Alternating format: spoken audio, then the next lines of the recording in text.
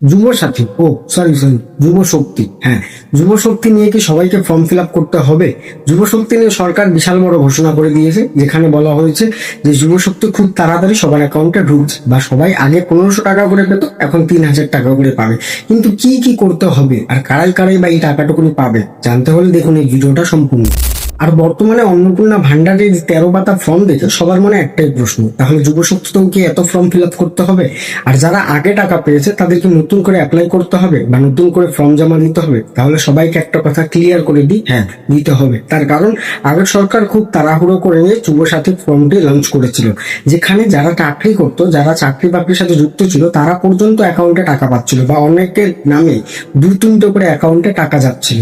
কিন্তু সেই ক্ষেত্রে অনেক বাছাই করা হবে, যেহেতু অন্নপূর্ণা ভান্ডারের ক্ষেত্রে অনেক বাছাই করা হচ্ছে, তাই এখানেও অনেক বাছাই করা হবে, কারণ দুর্নীতি জিনিসটা এখানে চলবে না। অলরেডি একটি পোর্টাল চালু করে দেওয়া হয়েছে, একটি ওয়েবসাইট দেওয়া হয়েছে, কিন্তু সেরকম ভাবে সেখানে এখনো কোনো ফর্ম দেওয়া হয়নি, বা সেখানে কোনোভাবে অ্যাপ্লিকেশন এখনো নেওয়া হচ্ছে না। অ্যাপ্লাই যেহেতু হচ্ছে না, তাহলে সেই ওয়েবসাইটটা এখনো সঠিকভাবে কিনা সেটা বলা যাচ্ছে না। কিন্তু যেহেতু সরকার বলেছে খুব তাড়াতাড়ি হবে, তাহলে খুব তাড়াতাড়ি হবে। আর তাই সম্পূর্ণ ব্যাপার বা কি কি লাগবে, কি কি না লাগবে, কারা অ্যাপ্লাই করতে পারবে, সম্পূর্ণ আপনাদেরকে আমি বলে দিব। আমাকে সবার আগে ফলো করে রাখুন, এরকম ভিডিও দেখতে হলে আমি সবার আগে আপনাদেরকে জানিয়ে দেবো।